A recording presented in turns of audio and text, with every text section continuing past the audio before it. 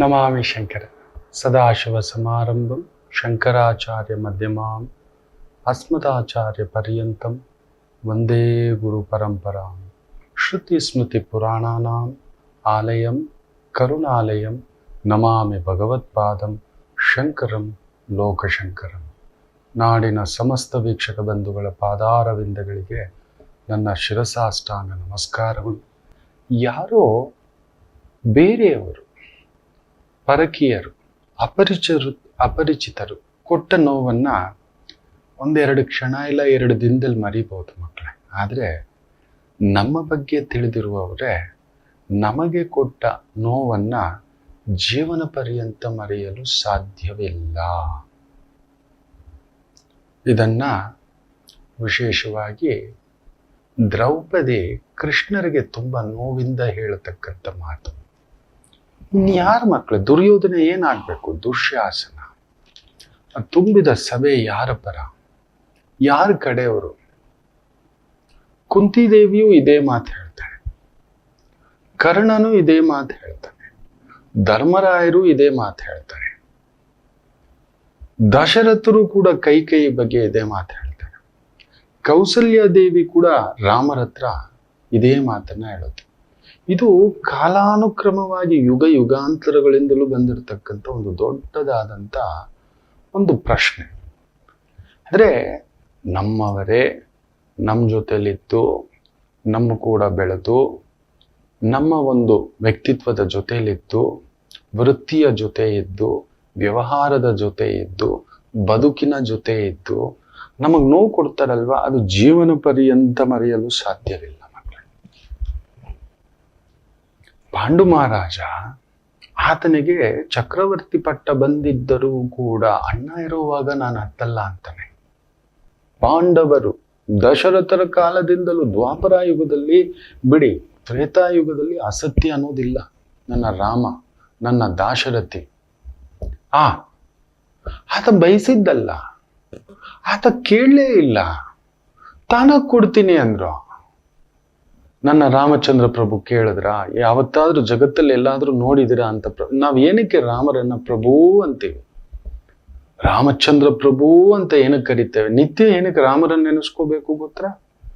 ರಾಮರು ಪಟ್ಟಷ್ಟು ನೋವು ಜಗತ್ತಲ್ಲಿ ಇನ್ಯಾರೂ ಪಡಲಿಲ್ಲ. ಹೆತ್ತವರಿಂದ ಹಿಡಿದು, ತಾನು ಹೆತ್ತಿದವರಿಂದ ಹಿಡಿದು, ಹೌದು, ತನ್ನ ಹೆತ್ತವರಿಂದ, ತಾನು ಹೆತ್ತವರಿಂದ,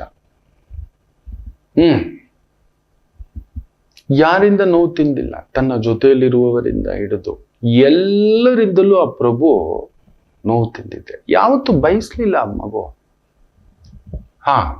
ಲಕ್ಷ್ಮಣರಿಗೆ ಅದನ್ನೇ ಹೇಳೋದು, ತಾಯಿ ಕೌಸಲ್ಯ ದೇವಿಗೂ ಅದನ್ನೇ ಹೇಳೋದು. ಕೌಸಲ್ಯ ದೇವಿ ಹೇಳೇ ಬಿಡ್ತಾಳೆ ಬಾಯಿ ಜಾರಿ. ಎಷ್ಟಿದ್ದರೂ ಆ ಮುದುಕ ಮಾಡಿದ ಕೆಲಸ ನನಗೆ ಗೊತ್ತಿತ್ತು. ನನಗೆ ವಯಸ್ಸಾದ ವಯಸ್ಸಿನಲ್ಲಿ ಹೋಗಿ ಚಿಕ್ಕ ಹುಡುಗಿನ ಮದುವೆ ಆಗ್ಬಿಟ್ಟು ಬರ್ತಾನೆ, ಚಿಕ್ಕ ಹೆಂಡತಿ ಮಾತೇ ಕೇಳ್ತಾನೆಪ್ಪ, ಯಾವಾಗ್ಲೂ ಚಿಕ್ಕ ಹೆಂಡತಿ ಮನೆಯಲ್ಲೇ ಇರ್ತಾನೆ. ಇದರ ಹಿಂದುಗಡೆ ಒಂದು ಅರ್ಥವಿದೆ. ನಾವು ತಿಳ್ಕೊಳ್ಳೋದೆಲ್ಲ ಅನರ್ಥ, ಅಪಾರ್ಥಗಳೇ. ವರ್ಷಗಟ್ಟಲೆ ಈಕೆ ಜೊತೆಲಿ ಇದ್ದಾನೆ, ಜೀವನ ನಡೆಸಿದ್ದಾನೆ, ನಿಂತಿದ್ದಾನೆ, ಒಳ್ಳೇದೋ ಕೆಟ್ಟದ್ದೋ ಇನ್ನೊಂದೋ. ಈಗ ಚಿಕ್ಕದಾಗಿ ಹೊಸದಾಗಿ ಬಂದಿರೋ ಆ ಕಾಲದಲ್ಲಿ ರಾಜರುಗಳಿಗಿತ್ತು. ಅಯ್ಯೋ, ದಶರಥರಿಗೆ ಸಿಕ್ಕಾಪಟ್ಟೆ ಮದುವೆಗಳಾಗಿತ್ತು. ಆದ್ರೂ 3 ಮಹಾರಾಣಿರು, ಅದರಲ್ಲಿ ದೊಡ್ಡ ಮಹಾರಾಣಿ ಬಂದು ಕೌಸಲ್ಯ ದೇವಿಯೇ. ಆದ್ರೂ 3ರನ್ನ ಆ ರಾಣಿ ಸ್ಥಾನದಲ್ಲೇ ಇಟ್ಟಿದ್ದ. ಇವರೆಲ್ಲ ನೋಡಿದ್ದಾರೆ. ಕೌಸಲ್ಯ, ಸುಮಿತ್ರ ಮೊದಲಿಂದಲೂ ಇದ್ದಾರೆ. ಕೈಕೇಯಿ ಈಗ ತಾನೇ ಬಂದಿರೋದು, ಚಿಕ್ಕ ಮಗು. ನಮ್ಮ ಮನೆತನ, ಕುಟುಂಬ ಎಲ್ಲೋ ಒಂದು ಅಸಹನೆ ಇರುತ್ತೆ. ದೊಡ್ಡವ್ರಿಗೆ ಕೊಡ್ತಾರೆ, ದೊಡ್ಡವ್ರಿಗೆ ಸ್ಥಾನ ಕೊಡ್ತಾರೆ, ದೊಡ್ಡವ್ರನ್ನೇ ಪ್ರೀತಿಸ್ತಾರೆ, ದೊಡ್ಡವ್ರ ಕಡೆನೇ ಇರ್ತಾರೆ, ಎಲ್ಲಾ ದೊಡ್ಡವ್ರಿಗೆ ಕೊಡ್ತಾರೆ ಅನ್ನತಕ್ಕಂಥದ್ದು ಒಂದು ಹೆಣ್ಣಿಗೆ ಇರತಕ್ಕಂಥ ಒಂದು ಅಭಿಲಾಷೆ.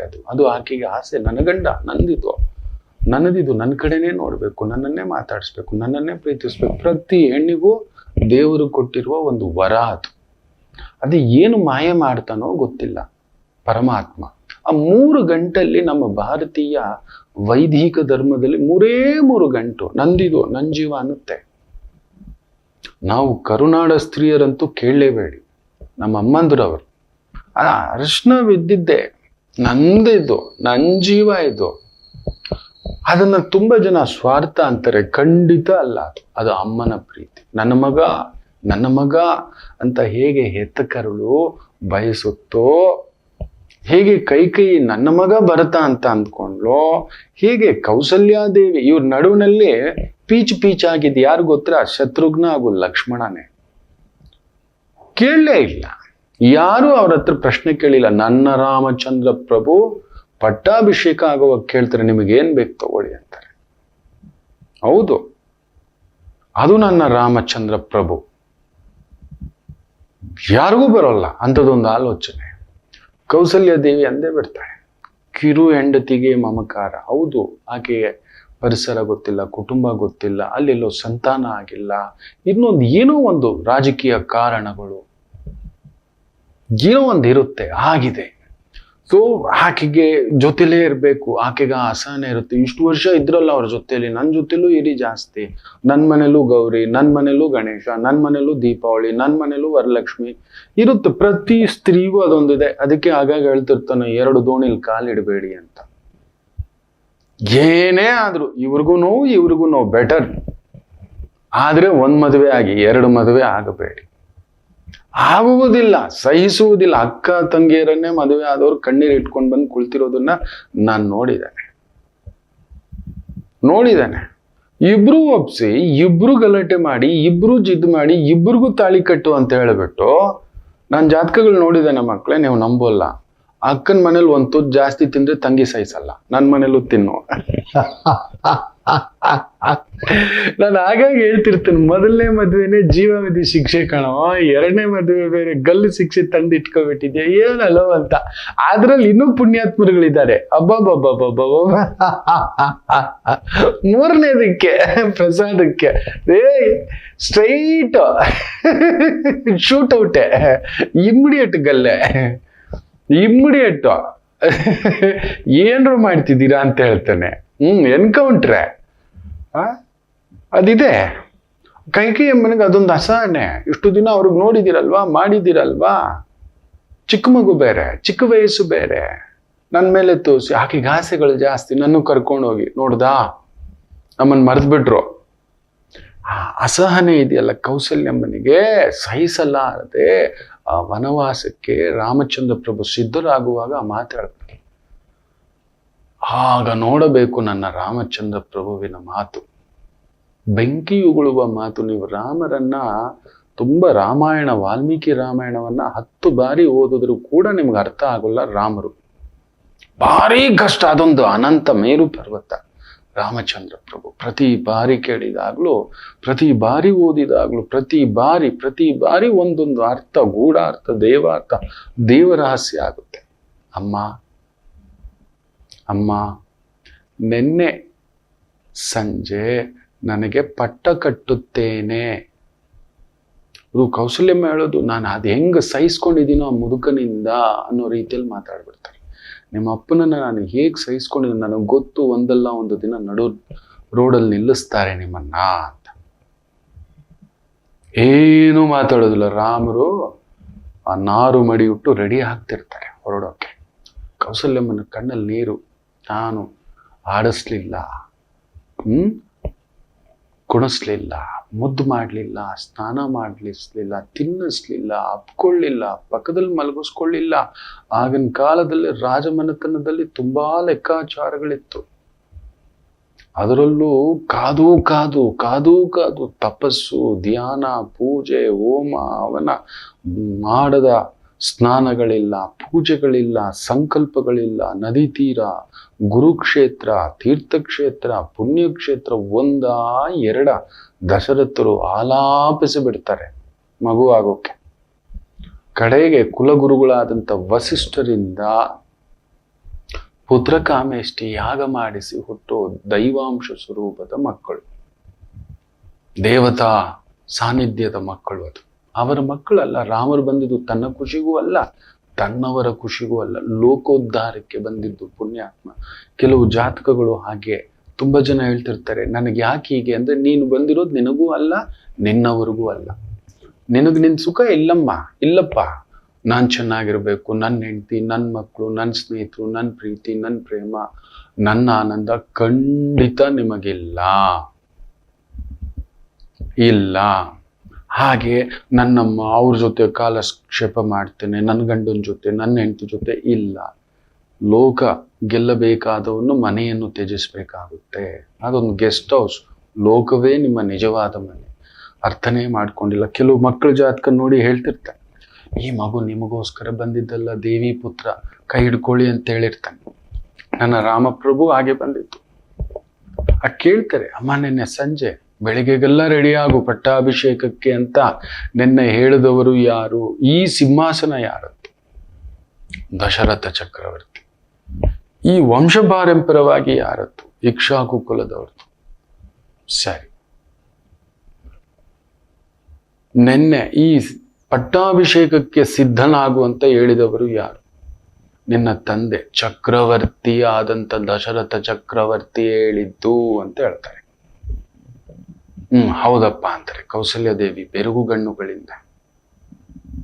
ಅದರಲ್ಲಿ ಏನಾದ್ರೂ ಗೂಢಾರ್ಥವಿತ್ತ, ಅಪಾರ್ಥವಿತ್ತ, ಅನರ್ಥವಿತ್ತ, ರೆಡಿ ಆಗು ಅಂತ ಹೇಳಿದ್ರು. ನಾನು ಬೇಡ ಅನ್ಲಿಲ್ಲ. ಆಯ್ತು, ಚಕ್ರವರ್ತಿಯ ಆಜ್ಞೆ, ತಂದೆಯ ಆಜ್ಞೆ ಅಂದೆ. ನಾನೇನೂ ಮಾತಾಡ್ಲಿಲ್ಲ. ಅವರು ಕೊಟ್ಟ ಭಿಕ್ಷೆ ಆಗಪ್ಪ ಅಂದ್ರು. ಮತ್ತೆ ಕರೆದು, ಇಲ್ಲಪ್ಪ, ಸೂರ್ಯೋದಯಕ್ಕೆಲ್ಲ ನೀನು ಇದನ್ನ ನಿನಗೆ ಪಟ್ಟಾಭಿಷೇಕ ಮಾಡ್ತಿಲ್ಲ ಅಂತ ಹೇಳಿದ್ರು. ಹಾಗಾದ್ರೆ ಇದರಲ್ಲಿ ಅಪಾರ್ಥವಿದೆಯಾ? ಕೌಸಲ್ಯ ದೇವಿಗೆ ಅರ್ಥ ಆಗ್ಲಿಲ್ಲ. ರಾಮರು ಬಿಡಿಸ್ತಾರೆ, ಕೊಡ್ತೇನೆ ಅಂದಾಗ ಒಳ್ಳೆಯದು, ಕೊಡಲಿಲ್ಲವೆಂದಾಗ ಕೆಟ್ಟವರು. ರಾಜಮಾತೆಯಾಗಿದ್ದಕ್ಕೆ, ನನ್ನ ಅಮ್ಮನಾಗಿದ್ದಕ್ಕೆ ನೀವಿನ್ನೂ ನನ್ನ ಮುಂದೆ ಇದ್ದೀರಿ ಅಂತಾನೆ ರಾಮಚಂದ್ರ ಪ್ರಭು. ಎಂದೂ ಇಂಥ ಮಾತನ್ನ ಮಕ್ಕಳಲ್ಲಿ ಮನಸ್ಸಿಗೆ ತುಂಬಿಸಬಾರದು. ನಮಗೆ ಯಾರೋ ಕೊಟ್ಟ ನೋವಿಗಿಂತ ಹತ್ತಿರದವರು ಕೊಟ್ಟ ನೋವು ಜಾಸ್ತಿ. ಅಪ್ಪ ಕೊಡುವಾಗ ಚೆನ್ನಾಗಿತ್ತು, ಅದೇ ಅಪ್ಪ ಇಲ್ಲಪ್ಪ, ಅದು ನಿನ್ ತಮ್ಮನಿಗೆ ಕೊಡ್ತಿದ್ದೀನಿ, ಏನಿದೆ? ನನಗ್ ಕೊಡೋ ಬದಲು ಆ ಚಕ್ರವರ್ತಿ ಪಟ್ಟವನ್ನ ನನ್ನ ತಮ್ಮನಿಗೆ ಕೊಡ್ತಿದ್ದಾನೆ. That's it. ನಾನು ಬಯಸಿದ್ದೂ ಇಲ್ಲ, ಅವ್ರಾಗ ಕೊಡ್ತೀನಿ ಅಂದ್ರು. ಸರಿ, ಅವ್ರಾಗ ಮತ್ತೆ ತೆಗೆದು ಅವನಿಗೆ ಕೊಡ್ತೀನಿ ಅಂದ್ರು. ಇದರಲ್ಲಿ ಏನು ಅಪಾರ್ಥವಿದೆ? ಕೊಡ್ತೀನಿ ಅಂದಾಗ ನೀನೇನಾದ್ರೂ ಹೇಳ್ಕೊಟ್ಟಿಯ ನನ್ನ ಮಗನಿಗೆ ಕೊಡು ಅಂತ? ಇಲ್ಲ, ನನ್ನ ಮಗನ್ ಕೊಟ್ಟ ಹಾಗೆ ಕೊಟ್ಟು ಮತ್ತೆ ಕಿತ್ಕೋಬೇಕು ಅಂತ ಅಪಾರ್ಥ ಮಾಡಿದ್ರ? ಇಲ್ಲ. ಮತ್ತೆ ಬದಲಾಯಿತು, ಬೇರೆ ರಾಜಕೀಯ ಆಲೋಚನೆ. ಅದು ಚಕ್ರವರ್ತಿ, ಅವರ ಪದವಿ, ಅವರ ಸ್ಥಾನ, ಅವ್ರು ಯಾರಿಗ್ ಬೇಕಾದ್ರೂ ಕೊಡಬಹುದು. ನೋಡಿ, ನಮ್ಮವರು ಕೊಟ್ಟ ನೋವು. ರಾಮಚಂದ್ರ ಪ್ರಭುವಿಗೆ ದಶರಥ ಚಕ್ರವರ್ತಿಯ ಬಗ್ಗೆ ಒಂದೇ ಒಂದು ಲೇವಾಲೇಶವೂ ಕೂಡ ತಪ್ಪು ಕಾಣಿಸ್ಲಿಲ್ಲ. ತನ್ನ ತಂದೆಯ ಬಗ್ಗೆ ಹಾಗೂ ಚಕ್ರವರ್ತಿಯ ಬಗ್ಗೆ. ತಾಯಿಯ ಬಗ್ಗೆ ಅವ್ರಿಗೊಂದು ಸಣ್ಣ ಕದಲಿಕೆ ಆಗುತ್ತೆ, ದೊಡ್ಡ ಕದಲಿಕೆನೆ. ತಪ್ಪು. ಕಿವಿಗೆ ನೀನು ಕೆಟ್ಟದ್ದು ಪೋಷಿಸ್ತಿದೀಯ. ತಂದೆಯ ಬಗ್ಗೆ, ಚಕ್ರವರ್ತಿಯ ಬಗ್ಗೆ, ಇಬ್ಬರ ಬಗ್ಗೆ, ಹಾಗೂ ನಿನ್ನ ಗಂಡನ ಬಗ್ಗೆ. ಮಕ್ಕಳ ಹತ್ರ ಇದನ್ನ ನಡ್ಕೋಬಾರ್ದು. ಅದು ಎಷ್ಟು ಗಾಸಿ ಗೊತ್ತಾ? ಇಲ್ಲೂ ಹೀಗೆ ನಡೆಯೋದು. ದ್ವಾಪರಾಯುಗದಲ್ಲಿ ಪಾಂಡು ಮಹಾರಾಜರಿಗೆ ಹುಡ್ಕೊಂಡು ಬರುತ್ತೆ, ಬೇಡ ಅಂತಾರೆ. ನಮ್ಮ ಅಣ್ಣ ಇರೋವಾಗ ಆಗೋದಿಲ್ಲ, ಬೇಕಾದ್ರೆ ನಾನು ನಿಂತ್ಕೋತೇನೆ, ಅಣ್ಣ ಕೂತ್ಕೊಳ್ಳಿ. ವಿದುರರು ಹಾಗೆ ಅಂತಾರೆ, ನಾನು ಕಣ್ಣಾಗಿರ್ತೇನೆ ನಮ್ಮ ಅಣ್ಣನಿಗೆ ಅಂತ. ಅವನು ಬಿಡಿ, ಹುಟ್ಟುತ್ತಾನೆ ಅರ್ಧ ಕಲಿ ಪ್ರಭಾವದಲ್ಲಿ ಹುಟ್ಟಿದ್ದ ಅವನು, ಧೃತರಾಷ್ಟ್ರ. ಕಡೆಗಾಗಿದ್ದೇನು? ಪಾಂಡು ಮಹಾರಾಜರು ಹೋಗಿದ್ದೆ ಅವರ ಮಕ್ಕಳು ಕುಂತಿದೇವಿ ಸಮೇತ ಬಂದು ಪಾಲು ಕೇಳಿದರೆ ವಿಷವೃಕ್ಷ.